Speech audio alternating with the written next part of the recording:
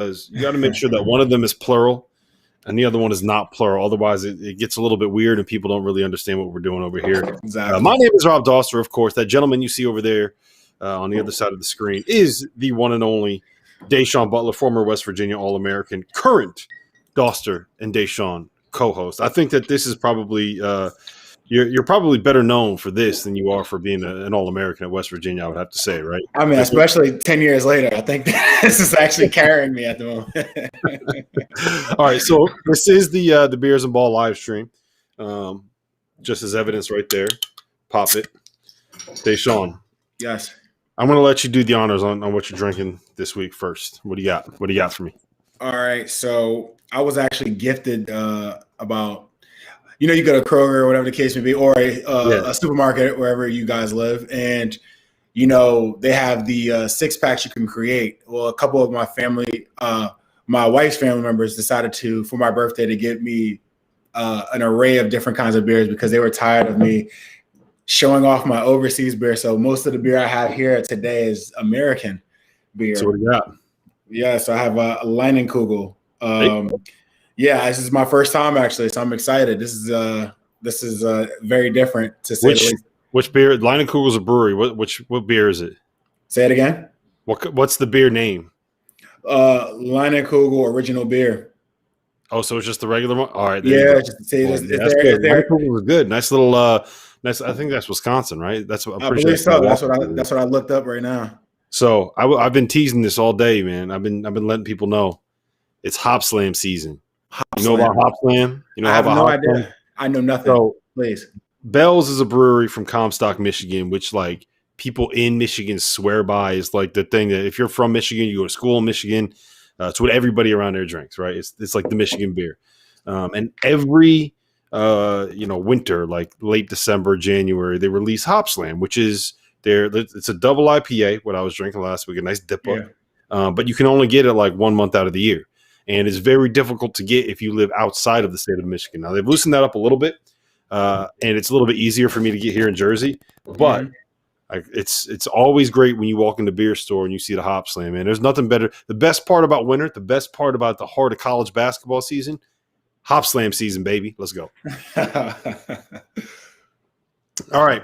So, we got a lot to talk about today. Yes, we do. I do want to do a little bit of a breakdown of Sharife Cooper with you because I think he's an intriguing prospect, and there are some differing opinions. And I know that you and I sometimes look at players with a different eye. So I want to bounce some ideas off of you there. I do want to talk a little bit about Baylor versus Gonzaga because Jeff Goodman today tried to tell me that that Baylor is like flat out better than Gonzaga right now, and I think we need to have a little bit more of a conversation about that. So we'll get there. Okay. We're also going to do a player draft. It's similar to like an All-American type deal. We have a couple of rules in place that'll make it a little bit more interesting and a little bit more fun, but then we're going to put it out there and we're going to let people decide who is the better college basketball, I guess, program builder, college basketball GM, something or other. Who's better, right? Basically, who's smart is what it's going to come down to. Yeah. So we'll do that. But first, I'm going to let you have the floor because your West Virginia Mountaineers won the game of the season so far. 88-87, a game that, you know what, that game deserved overtime. We deserved 5 more minutes of that game. It was good enough, but it was Deuce McBride against Mac McClung. It was West Virginia against Texas Tech. Your boys erased a 12-point deficit after blowing the 12-point lead, came back, and they won. Talk your shit, Da'Sean. This is what I've been telling y'all for months. I'm just joking. Now, listen, my guys, they came out strong. They did, I would say this, Deuce McBride did an amazing job on Mac McClung in the first, I would say, 14 minutes of the game. He picked up some fouls. Him and Derek Culver picked up fouls. They both were in foul trouble. And Mac McClung got a little bit going before halftime, and then he carried over into the second half, and Mac McClung was amazing. So you got to give Mac McClung his flowers. He played amazing. I think he finished with 30 that game. Right? 30. He had a 30-piece. TJ Shannon played well in the first half. It was Texas Tech looked really good. I mean, they're a ranked team and they play very well. And it's almost, I looked at them as a mirror match, like I told you before. It's they make games ugly. Like we have a habit of making ugly games sometimes as well. Even when we play good teams, we play bad teams. We have a habit of making ugly games. And you know, it was a fight. We got up by 10, even 12, and then they came back and took over in the second half. But none of that mattered when my guy Deuce McBride, the Deuce show, came rolling through and made the biggest shot of the game. Man, he ended up winning the game for WU, which is very. I was just shocked that Hugs let him go ahead the way he did because I've never seen that before. Hey, look, I'll tell you this much, man. I remember the first time that we did a podcast together, the very first one that we did. Yeah. Do you remember what I told you about West Virginia? Yep, just throw the ball. It's the same thing I hear from the rest of you smart guys. You know. Yeah, well, like last year, I was not wrong, right? Last year, you weren't wrong. That's kind of what they did. And this year, that's not who they are at all. They got shooters everywhere. They're spacing the floor. They're playing 4 around 1. They're not guarding anybody. Like all of a sudden, West Virginia games are a lot of fun because they can't get stopped, and all they do is they shoot threes. And they were 12 for 19 the other night. Yeah, I'm for it, man. This is my kind of basketball. You don't have to play defense. I can just chuck up threes. Let's go. Give me a jersey, Hugs. This argument won't hold you later on in the show, by the way. Nah, but I agree with you, bro. Like this is like it's a ton of fun to watch. It's also like you get to see the emotions of the Mountaineer fans, the ups and downs of the game, and just see people sway. Go, oh, here we go again. So, oh, now we're watching the game closely and watching the team do well. I mean, it's a lot of fun, and I'm glad the guys had the chance to experience games like that because it reminded me of like all the games that I got a chance to play in when I played for West Virginia, and me and my teammates got a chance to play in those close games. I mean, because we had a ton of them. We didn't win many games by blowout, so we had so many close games and nail biters. So just seeing those guys go out there and win a game like that was a lot of fun to watch, man. So shout out to the Mountaineers. So here's my question for you. And we talked about this a little bit on Monday night on Locker Room. If you guys don't have the Locker Room app, make sure you go and download the Locker Room app because we're doing a lot of stuff there, and it's like a fun place to hang out after games. And we'll have all of our hosts and our influencers and all those guys hanging out there after games. But one of the things we talked about was like what West Virginia does from here, right? Like, what does their ceiling end up being? Can they be as good as like the level of expectation for a top 10 to 12 team if they're not going to be able to defend? So, like where do you see them improving? Like, can you? Because look, you're not going to shoot 12 for 19 from 3 every single night, right? Like, that's just not going to happen. So you got to be able to play better. You can't have those straight line drives every single night. So no, you can't. Do you think is this something that? How should I phrase this? Like they have to get better defensively, right? And is that something that you see? Like this team, these guys, you work out with them, you play pickup with them. Like is that something that's coming? I feel like that's something that's going to come along with them. Once again, this is the team. Most of the guys played last year. Yeah, don't listen. By the way, I say go ahead. You can read them if you want to. Go ahead if you want. Joel said, "Don't let Day say he surprised Hugs let one of his guys get the game-winning shot in an ISO." Apparently, you weren't very good at running plays, huh? I was amazing at running plays, actually. Yeah, when the play is, hey, I got this one. Move. What's the point of a play? Get the bucket. Done deal. I did my part. But hey, Joel, thanks for keeping them in line. I'm having trouble over here doing that. False. But no, I feel like this team. All right, how can I put it? This team, most of them were sophomores last year. These guys, the majority of the group is juniors, and the majority of this group is getting a lot more minutes to share. They're learning what they can do within the system. We got a ton of JUCO guys, and we got some new freshmen who are trying to get some minutes as well. Like a lot of this, what's going on is still new to a lot of these players. Like, and also holding that level consistently is new. So it's going to take some time. I feel like during the season they showed small hints of consistency. But I feel like the consistency will rise as the season goes along. As hopefully, God forbid, nothing crazy happens like a shutdown. Knocking on wood. Hopefully that doesn't go down. But just as the season progresses, I feel like their chemistry will get better offensively and defensively. The spread, the 4 out 1 in is. I kind of feel like we were going to that, but we had to play Oscar and we had to play Derek together. I mean, we couldn't just like bench one for the other. Obviously, because it just wouldn't have worked out with people. So, at this point, I feel like it's going to take some time for that 4 out 1 in to, sink. And once it does, hopefully it's around the right time, like tournament time, Big 12 tournament, NCAA tournament. that'd be big for them. I think the chemistry and everything will work its way out. Work its way together, man. Yeah, and you can also say that like part of some of those defensive struggles probably had to do with the fact that they when did they get back from their shutdown? 3 days before the Kansas State game, something like that. Not even. It was like maybe a day and a half, 2 days. I would say. Yeah, and Kansas State is horrible. They're not very good. I'll say it so you don't have to say it. Kansas State is horrible. Yeah, I don't want to kill them. I don't want to kill them. The luckiest that West Virginia has. Well, maybe the luckiest is the wrong word, but the most fortuitous schedule break I feel like West Virginia's ever gotten has been the first game back from the shutdown against Kansas State. Yeah. You might as well.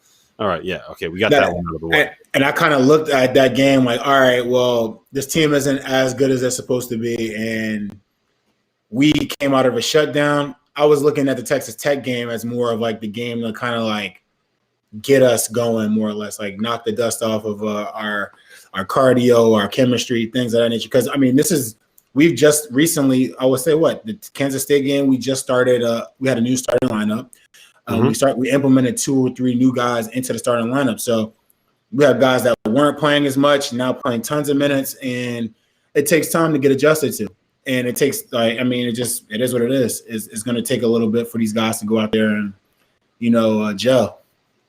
Yeah, so I'm with you. I like their ceiling now. They're a lot more fun to watch. They're a lot more interesting. I would say that they're more dangerous because there's we know what they can be when they play their best, right? They can shoot the way they shot last night, and they're only going to get better defensively. So yeah, they became a much more interesting team to me now that they're playing this way. And to be frank, we talked about this on Monday night too. Yeah, it makes sense now, why things weren't going as well with Big She. They're when you're going to play 4-on-1, there's only room for one big guy on the floor, and if Derek Culver's a better fit at the 5, which in this kind of offense, if you're going to lean into trying to score you're trying to score 90 points every night and space the floor and win with your offense instead of winning with your defense, you kind of need Culver out there. So I get it. So, hopefully that will erase any hard feelings that people have if they still linger. All right, let's talk about Sharife Cooper. This kid is averaging 22 points and 9 assists a game. Wow. He is putting up numbers and having performances that put people it gets him in the same conversation as a Trae Young and a John Morant when it comes to the raw numbers that he's putting up. Yeah. I don't think that he is anywhere near that same conversation when it comes to the level of prospect that he is, right? Because I think at his size, if you don't have, he's a great passer. He could probably walk in the NBA right now and be one of the top 15 passers in the NBA. But, John Morant, you can say the same thing about him. He's a freak athlete, right? Trae Young, you can say the same thing about him. He can shoot it out to 40 feet, no problem, no questions asked. So, without having that other elite skill, I just kind of wonder, where does Sharife kind of fit in, and how does he work on an NBA roster? And so, what are your thoughts? What do you think of him? When I see him, he's not an elite athlete when it comes to jumping like a John Morant, but his athleticism as far as quickness and speed, change of direction, that's NBA elite. Because of that, he is an elite athlete to me. Elite athlete doesn't always have to be just jumping out of the gym. His speed causes issues. Who are they playing? I think they were playing Alabama. And it was just hard for them to stay in front of him knowing he can't shoot. They were giving him space. And that's obviously that's one of the things even if you're not a great shooter, anybody's looking for space, especially guys that can't shoot. Because you're going to give me a space. I'm just going to go downhill and then I can do what I please. So his athleticism is elite, great passer. Obviously shooting needs tremendous work, but that doesn't really deter any NBA teams. There's plenty of guys going not as non-shooters, and that that doesn't really hold them up. So I can't see a difference with him. When I see Lonzo is a show. I think Alonzo Ball and his passing skills, and obviously being 6'7", 6'8" helps. But I look at his passing skills, and it's just more showman. Where as opposed to this guy is he can see and get the pass there on the dime to the point where it's, I mean, his 8 assists, 9 assists a game, like he's basically just like handing guys layups from 3-point line, handing guys layups and alley-oop dunks, and he's creating double teams that like people are coming to him, and he's creating a double team so he can find people. And I feel like in the NBA, like that's if you can get somebody to double you or have somebody step up and you can get your teammates open and get these professionals who are great to score, I mean, that's all you really want.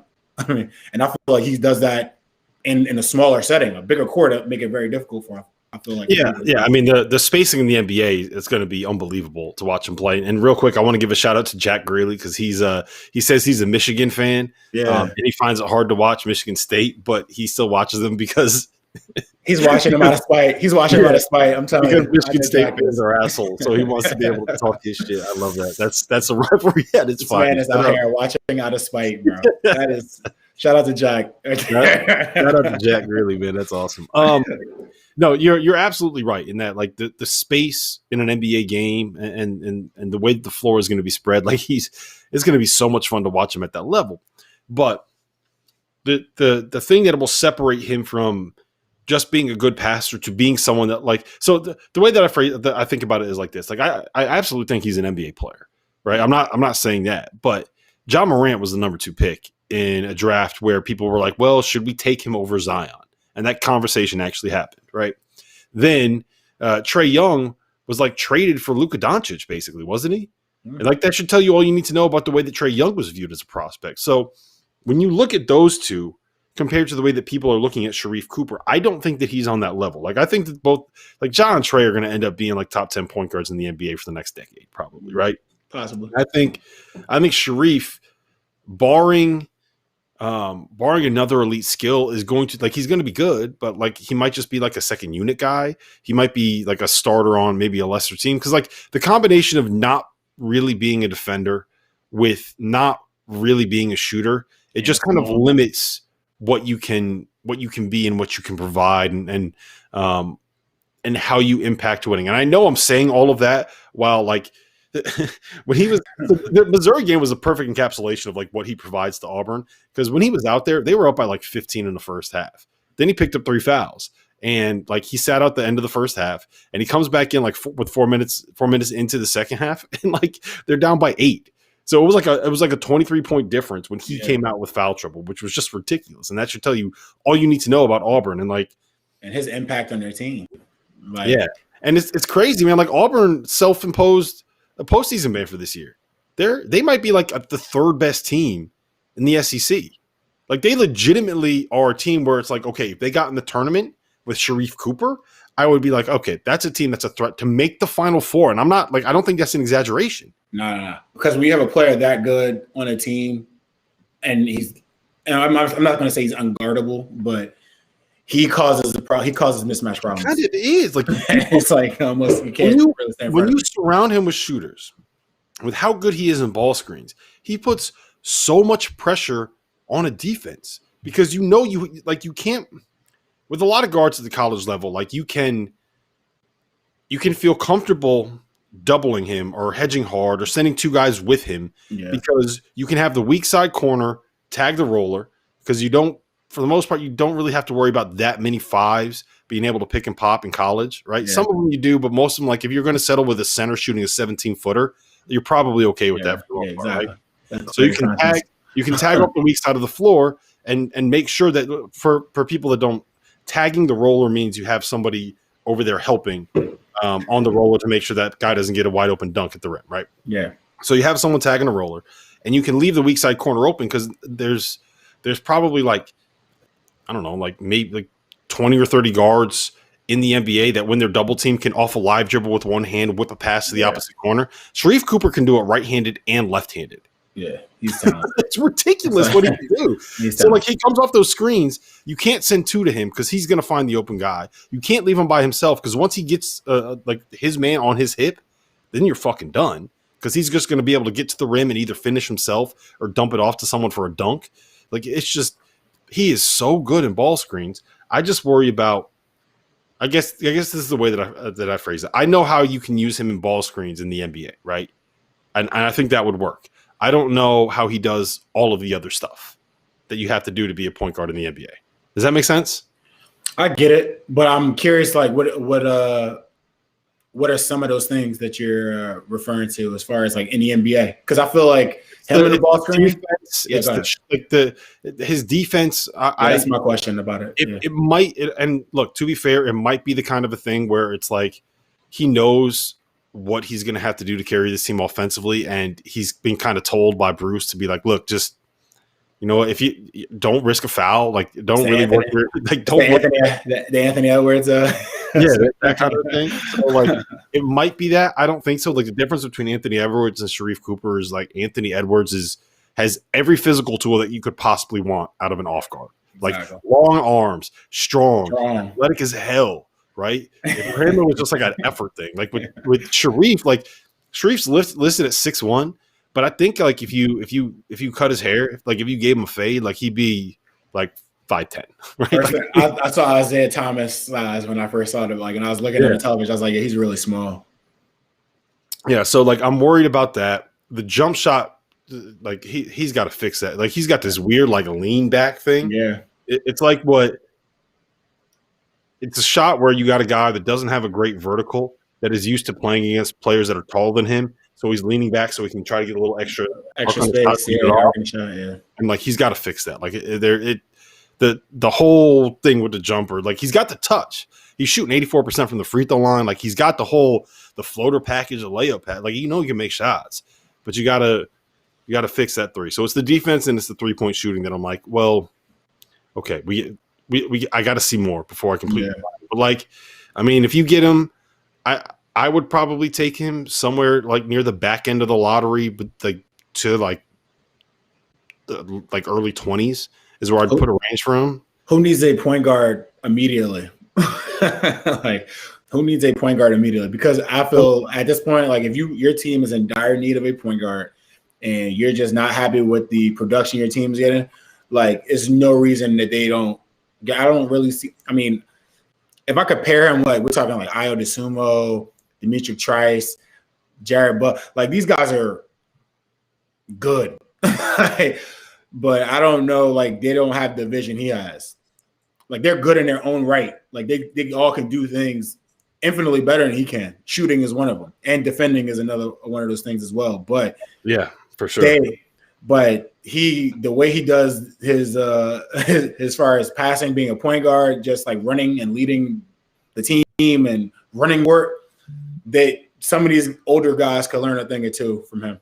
Yeah, he's so smart, man. Like his basketball IQ is off the charts. Exactly. And I guess like he played I think it was high school basketball with Isaac Okoro, which is like hey, look, I know they got good high school hoops in the state of Georgia, but I got a feeling that a high school team that had Sharife Cooper and Isaac Okoro on it they probably won a lot of games. They just a winner, just a smidge more than the probably won a lot of games, man. So yeah, like I said, I love him as a point guard. I think he's a great college point guard. I just have some questions about what his ceiling is as a pro, and I don't.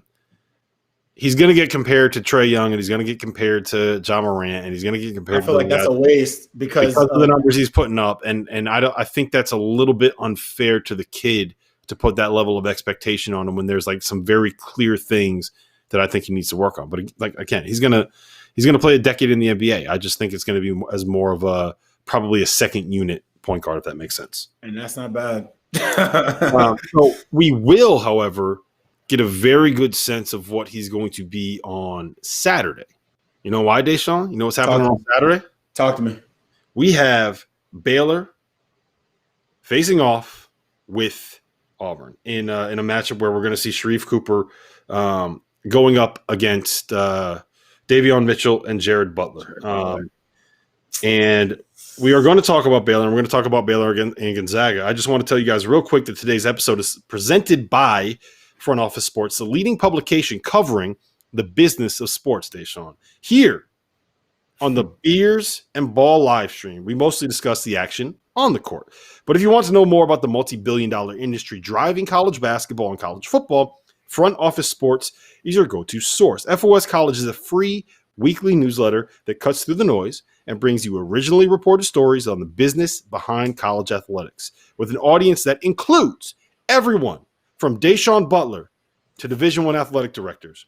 Front Office College has you covered with stories behind the March Madness bubble, the latest on name, image, likeness rules, TV and media rights deals, and much, much more. So visit frontofficesports.com for the biggest stories on the business of sports and subscribe to the weekly FOS College newsletter or their daily newsletter covering the entire sports industry by navigating to the newsletters page on that site. It is frontofficesports.com. Shout out to Edgar Walker. That's my guy. He owns that company. So, Da'Sean, Jeff Goodman today on our on the Best Bets podcast on the Field of 68 Media Network this morning said that he thought that Baylor is now better than Gonzaga. And we knew this was coming because Gonzaga doesn't really play anyone when they get into conference play, and how quickly we forget just how badly they kicked everybody's ass in non-conference play. So where do you stand on Baylor versus Gonzaga versus everybody else? I am so sorry, Rob, that I'm going to have to do this to you, but I feel like Baylor, if they were to go head-to-head, I feel like Baylor would get the better of Gonzaga. Okay. Talk me through it. Well, I have to look at the past games, Gonzaga's past games, and teams that gave them a little bit of trouble. I look at my Mountaineers, gave them a smidge of trouble, and that's because I know you guys are going to say Suggs came out of the game. He had the fake ankle sprain, and he came back, but the Mountaineers gave him a little issue, and the reason I would say I would say Luke Garza gave them an issue, and Luke Garza is a different story as far as his scoring and so on and so forth. But I kind of feel that the physical presence gives Gonzaga an issue, and if Baylor isn't what physical presence is in college basketball, I don't know. I mean, Baylor is they have a lot of people. They have a lot of bodies. They're tough. They're and tough as they're hell. old, and they're strong, and they got dudes that look like they should be. Like Davion Mitchell should probably be a football player. Mark Vital should probably be exactly. They got dudes.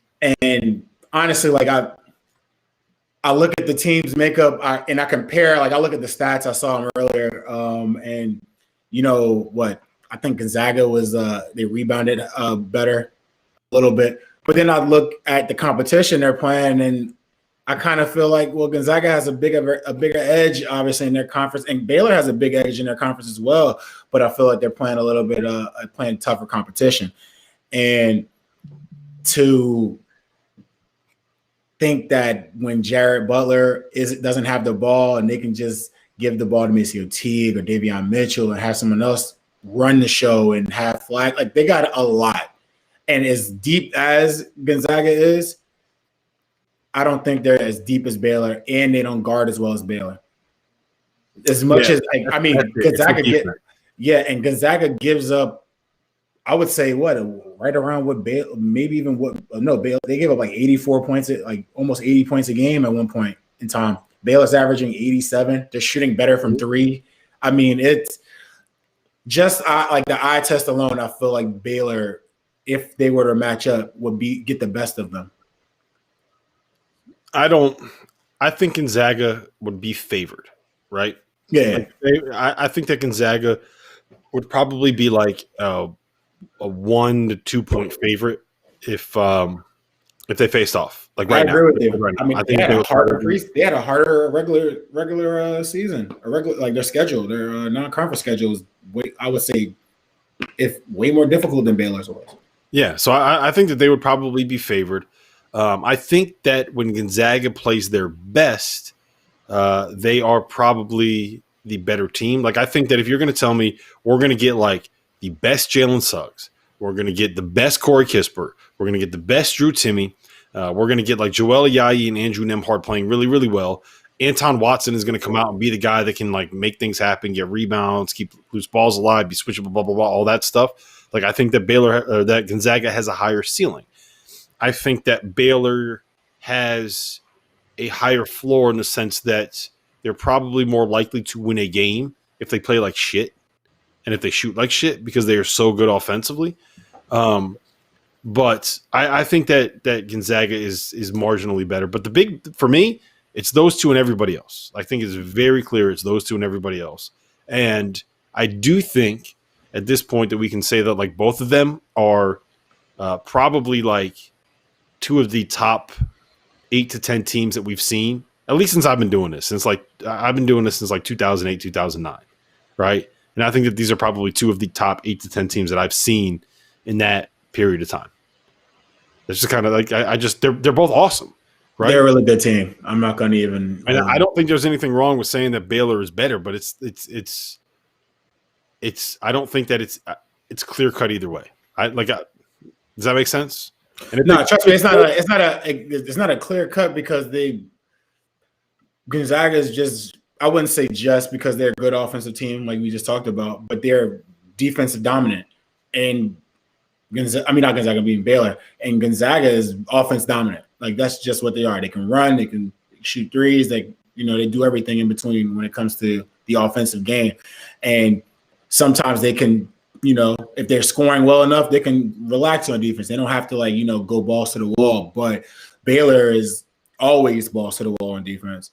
And if they get hot, they become an issue for teams. So it would be like a match kind of made in heaven in a sense to watch that game. Too bad it got. I think the one thing that we can all agree on, and everybody listening can agree on, is that like we got to get this game to be played. It's got to be. There's somebody they got to. They've rescheduled our Big 12 game against Baylor. We're playing them like 4 days after we play them at their place. They can reschedule that game. Yeah, let's actually. You know what though? I if we get that game as a national title game, I think I'd be fine with that. If that was the only time they played, if it was, that's the only way I would forgive. That was the only way I would forgive the NCAA is if it was in the finals. Like, because if we don't see them play at all this year, it's going to be such a buzzkill. Yeah, I'm going to be kind of disappointed. So let's. I just kind of want to go like position by position, and then we can move on to the draft, and then we can get out of here. So let's start at the point. I'm going to say that Jared Butler is the point guard. So would you take? You got to pick somebody. Would you take Jared Butler or Jalen Suggs? Butler. You take Butler? Yeah. Would you take at the 2? Let's say Davion Mitchell or Joel Ayayi?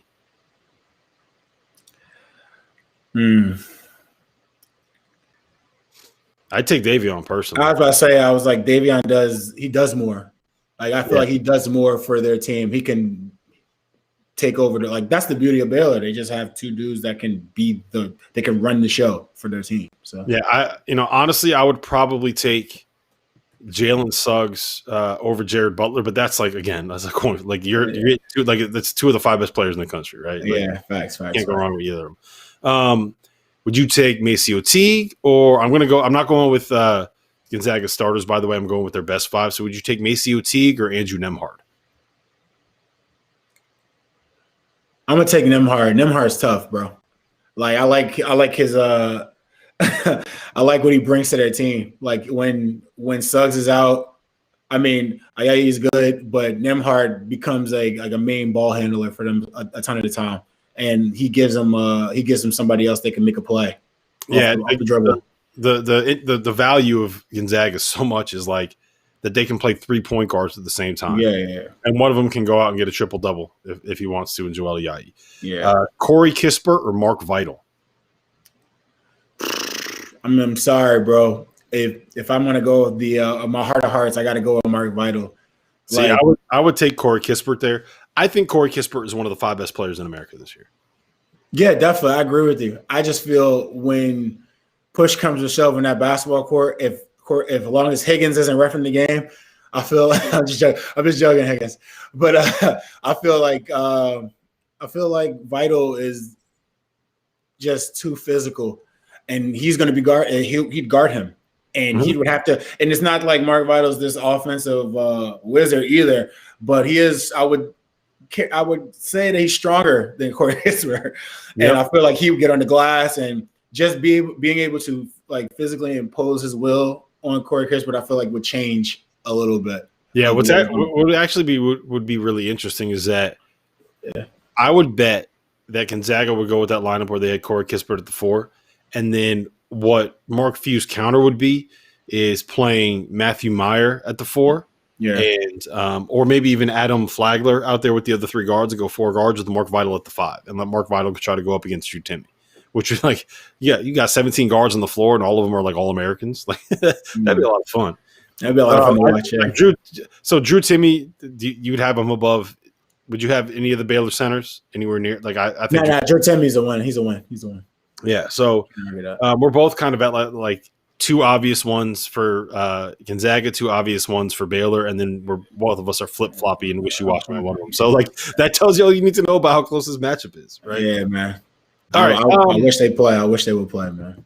Yeah, they're going to. All right, let's do this draft and let's get out of here. And hold on, real quick, Jack. To answer your question, I wrote 2,000 words on my newsletter about how Franz Wagner is the best NBA prospect in the Big Ten, about how he does all of the little things that makes teams good, and why I think that there would be NBA teams would be silly to let him slip past like the top 15 of the NBA. I love Franz Wagner. How did I tell you this, Da'Sean? Franz Wagner is a freshman, right? Yeah. Hunter Dickinson is a sophomore. Or no, I'm sorry. Franz Wagner is a sophomore. Hunter Dickinson is a freshman, and Franz Wagner is 9 months younger than Hunter Dickinson. That's my favorite stat in college basketball this year. The younger, the better, especially when they get hoop.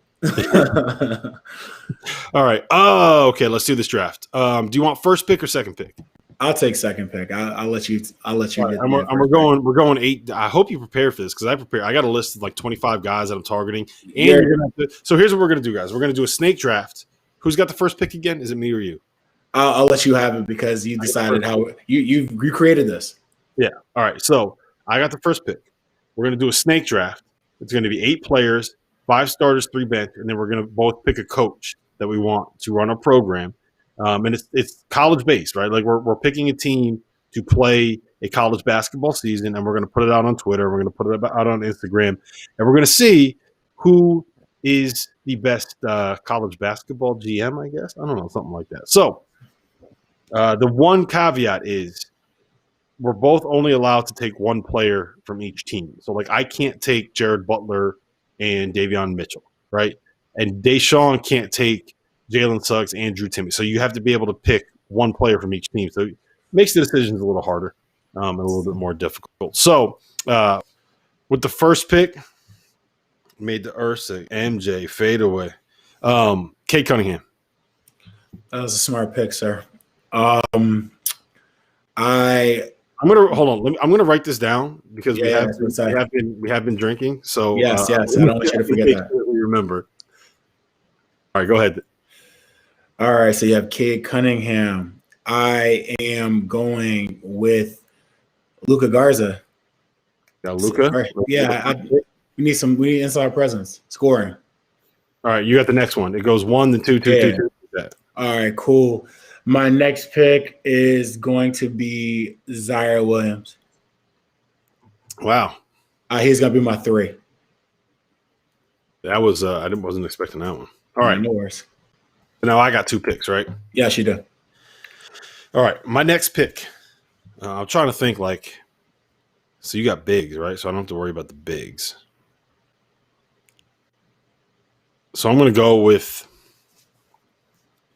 I'm going to take Jared Butler, cool. Right? To block you there. Don't let you get Jared Butler. And I'm going to take my guy.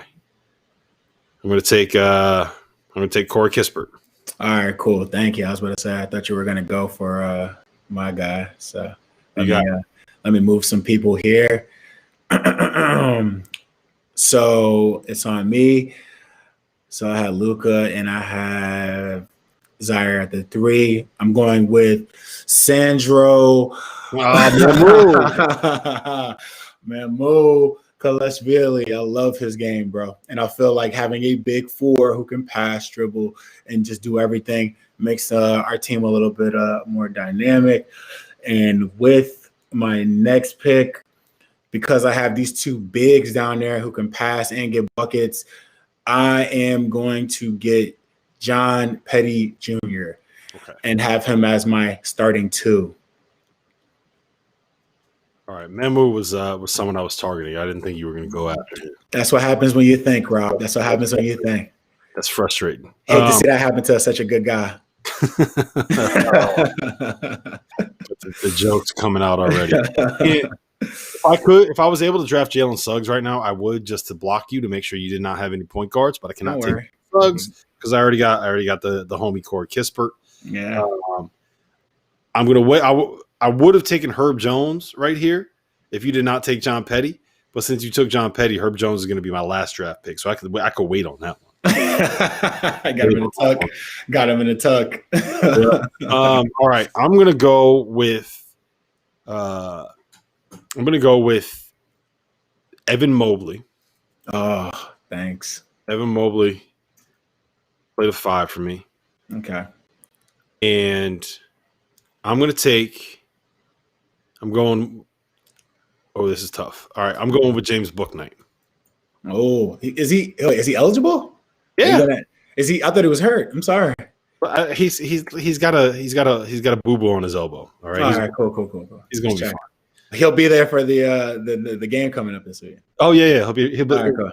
We're going to get him some cortisone shots. We're going to HGH, fix those tendons, baby. Fix those tendons. Say you're throwing HGH around. That's terrible. All right, you picked cake. Hey, man, we got to play. Look, this is big. This is big. Varsity Blues over there. We got a lot on the line here, Da'Sean. Look, I can't. If I lose to you in this poll when I put this out there, all right, let me see. So I have John.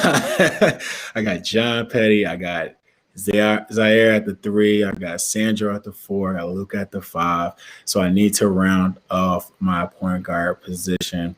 I need somebody that can just get a bucket, and it requires a double team as well.